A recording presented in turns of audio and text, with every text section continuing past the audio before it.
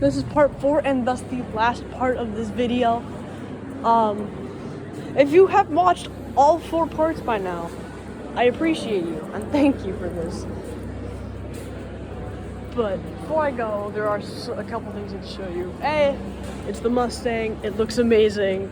A Ukrainian aircraft. I cannot show you the full thing because I don't want to get demonetized. I'm sorry. TBF Avenger with its wings folded up. The T6 Texan. And I believe over there is another Texan. I thought it was an SBD Dauntless. I got myself confused. If you want to know, this is also the phonetic alphabet: Alpha, Bravo, Charlie, Delta, Echo, Foxtrot, Golf, Hotel, India, Juliet. I'm not gonna read the full thing because I don't want to bore you guys out. So, if you want, you could just pause it and read the rest. But other than that, it's pretty cool. Next part, though, I will be going outside for the next part because there are some actual cool aircraft out there that I think some of you guys will actually really enjoy. Also, is there someone up there? Hold on.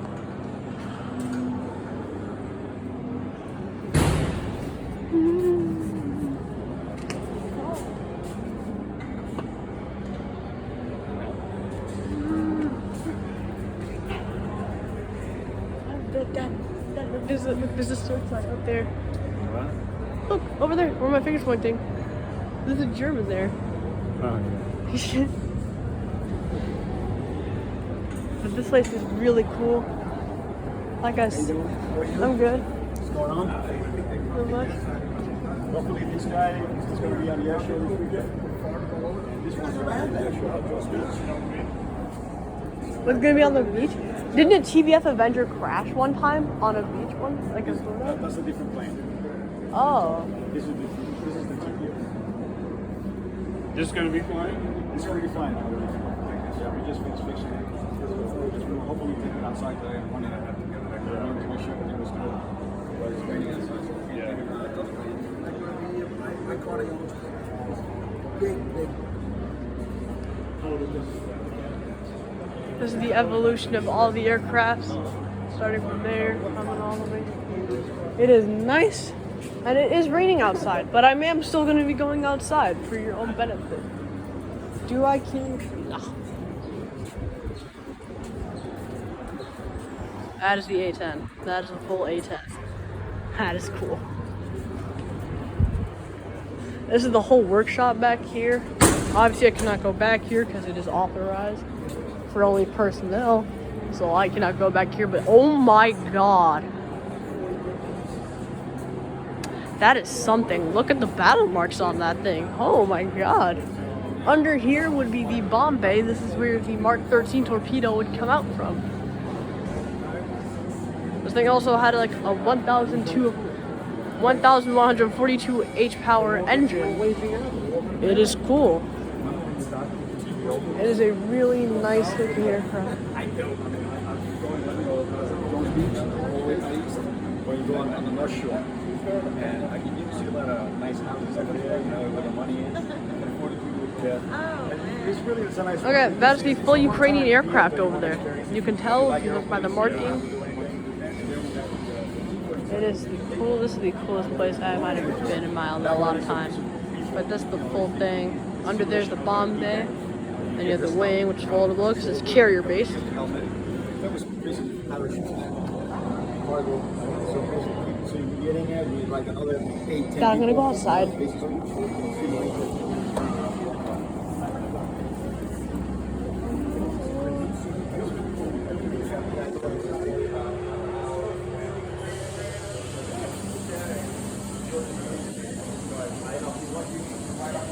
And you can actually kind of see, I don't know if you guys can see it, but inside, there actually might be a torpedo in there. Yeah, I think that's a torpedo. Yeah, it's a torpedo. That's the Mark 13 for you guys.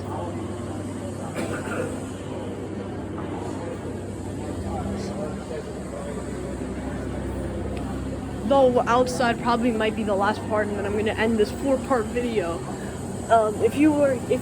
If you've been watching all 4 parts from start to finish, I appreciate you, and yeah, you're absolutely amazing for this. Czechoslovak, a Czech aircraft. Wow. Yeah, that marking over there, that's Czechoslovakian, if you don't know. Or Czech Republic, I don't know. God, I'm losing brain cells. Look at all of those aircraft. P-47, Spitfire, goes all the way back to like Northrops and everything. And that over there is the A-26 Invader. Another absolutely amazing aircraft.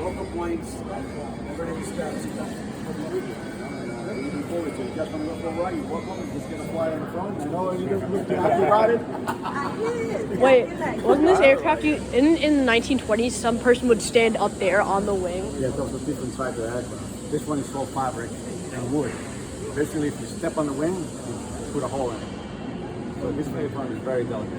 So basically, this would fit in a lot of care because it's very, very, very sensitive. I know the ones you're talking about, the windwalkers. So they had a bar, metal bar across. So they used to walk on the bar and hold on to it. But you have to be like your size, you know, lightweight, tall, perfect. That person will never make it. We'll bring the plane down. Sorry, Dad. All right. I'm sorry, Dad. Thank you. Right away, it's jumping ahead, huh? Sorry, Dad. Maybe a little more working that is up your way. Yes, and also if you look down, the Mark 13 torpedo is actually underneath. Yeah. You can tell because of the giant warhead, the yellow warhead that's underneath there.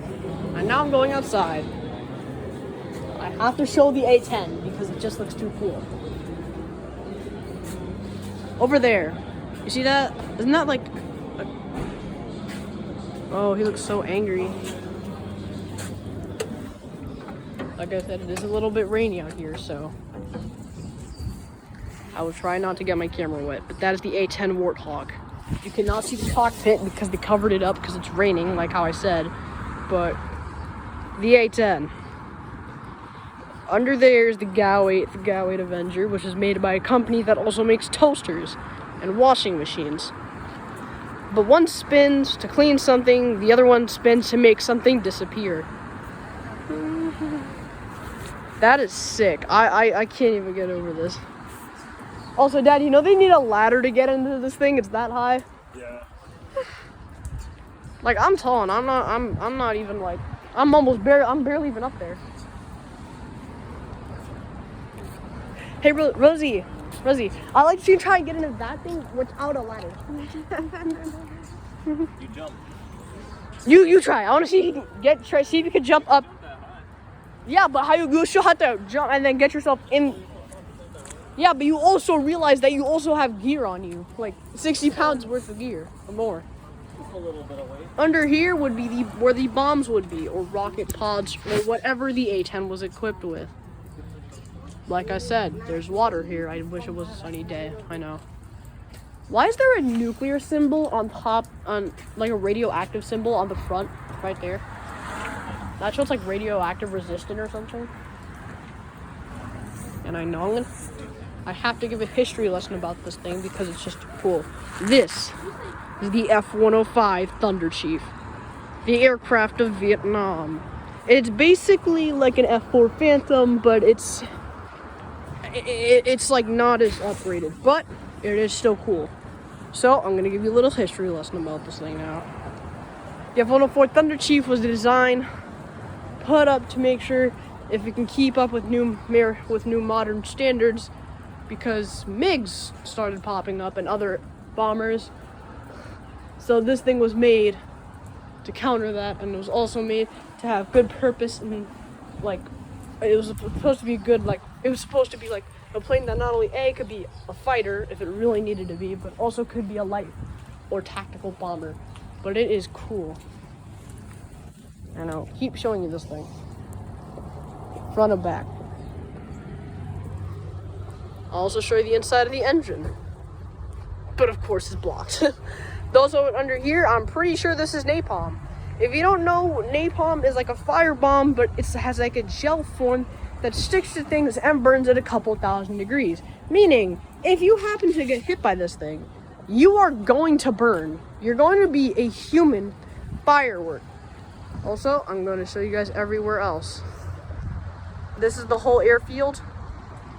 It's not the best outside, which is why you guys don't see aircraft flying. I'm gonna go underneath the thing.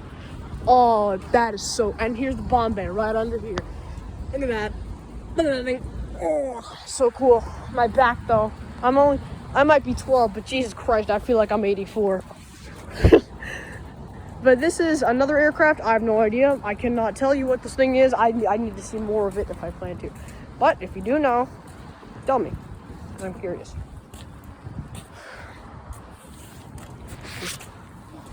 I don't know what aircraft that is, but I know it is an attack aircraft. But it looks cool. Let's check. Let's check. And over here, this is just like a GMC. Pretty sure that was used in the Pacific, probably because it's a truck. Like you can only use like lightweight vehicles because they'll get bought. Like they needed like a lightweight yet also kind of heavy so it can carry equipment, but at the same time it was light enough that it wouldn't get bogged down in all the muddy terrain. So yeah, that's why this truck is here.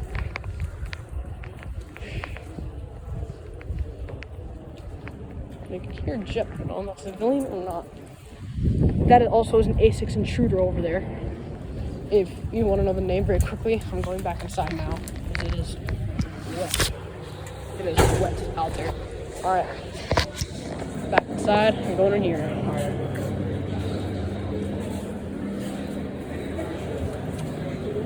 And this is what the average scene over Germany would look like.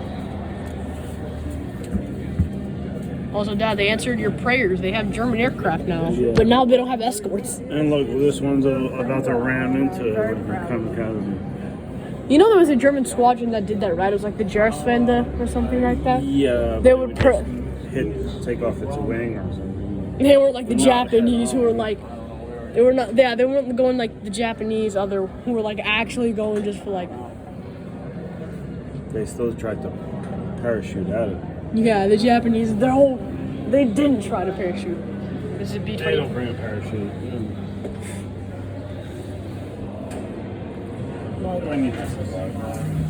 Well, I mean, if they did come back, I don't know what would happen. They probably would get punished. This is the Pacific Theater.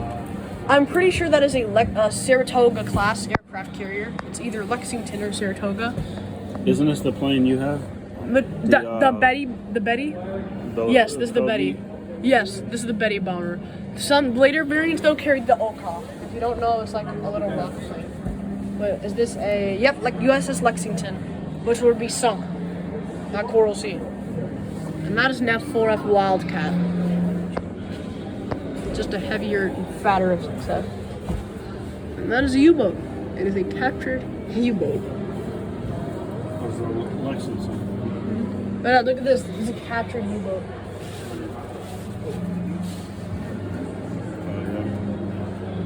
You fight. U.S. Navy took force.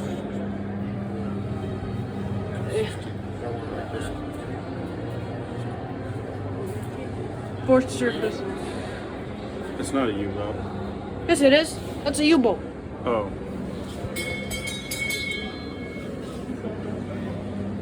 Now over here, this. Oh, that's Yamato. Dad, look at this. Dad, look, it's Yamato. Come here, come here, come here, come here, come. Operation Tengo. The final mission of the biggest battleship in history. Also, I like how they still have one anti-aircraft, two anti-aircraft guns firing. And those would just a little bit of damage. Yeah, basically. Over here, I'm pretty sure this is the attack on Rabaul. That has to be like a Kedogo class, a Minikaze class destroyer, a Kuma class. That's definitely a Megami class. You can tell by the 3 guns in the front. I want to show you guys this one more time before I go. I just can't not look at this thing.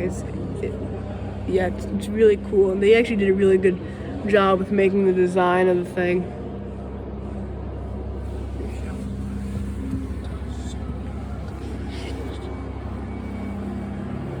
Next up,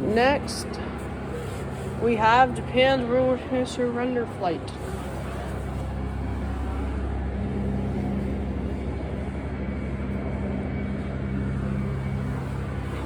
And over here, you have the Pearl Harbor Memorial of USS Arizona. The bomb hit right here, and then it went down, and then blew up the ammo magazine. This whole part got ripped off.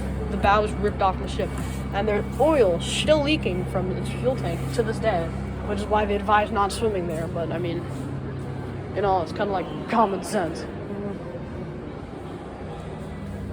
You know there was a light aircraft carrier. Yes, it's a boat class.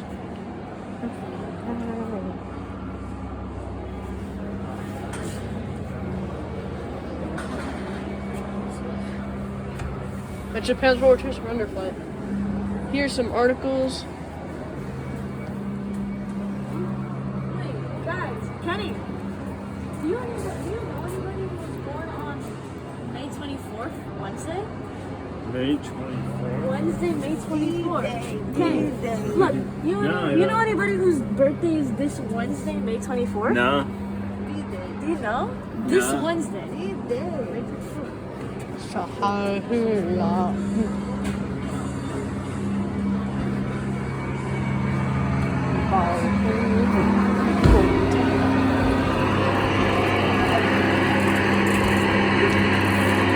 Also, let me remind you, I'm one-handing this because I'm holding the camera and I'm.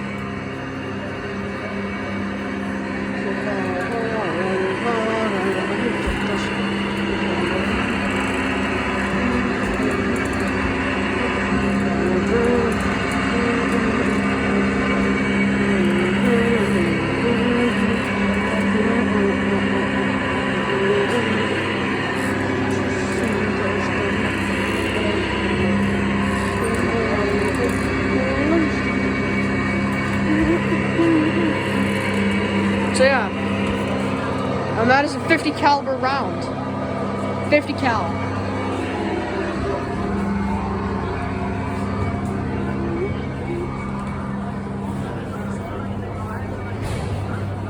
And this is part 4.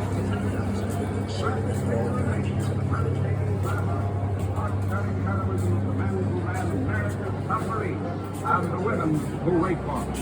A story written in steel and fire and daring, crash side, blazing with pulse-pounding action, sparkling with joyous romance, roaring with exciting adventure, filmed in glorious Technicolor with authentic reality at the United States submarine base at New London, Connecticut. Crash Dive, starring Tyrone Power, now Private Tyrone Power of the United States Marine Corps, in the finest performance of his outstanding career, with beautiful talent.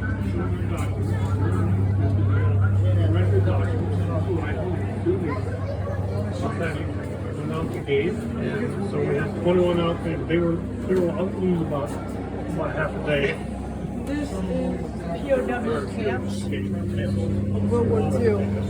Look at that.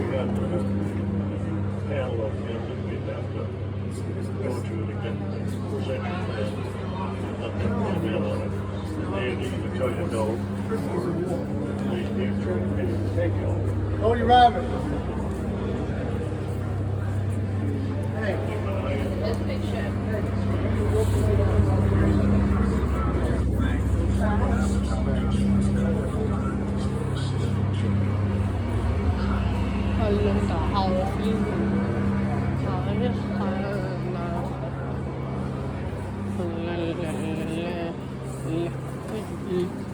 Dad, that over there, that's Missouri.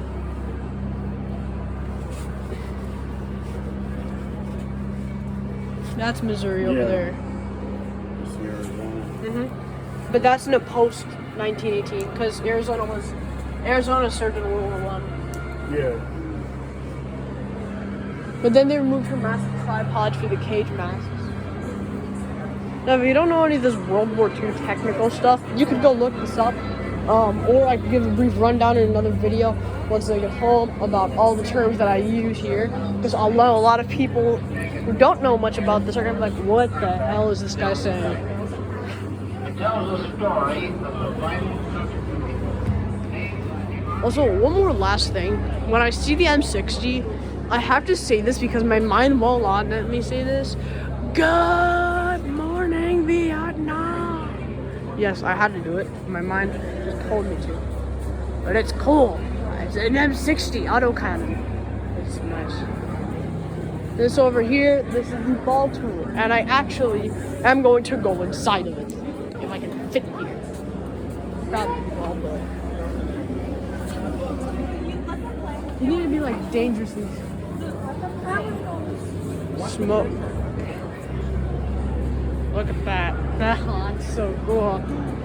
Like I said, I'm gonna link this place. I have to. I need to. Teacher's pet. Yo, so relatable, bro. So relatable. Teacher's pet. Oh, and I forgot to mention earlier, I'm so sorry. These right here, these are some pretty heavy bombs. And under here, the bomb would open and the bombs would drop. I do not know the exact measurements.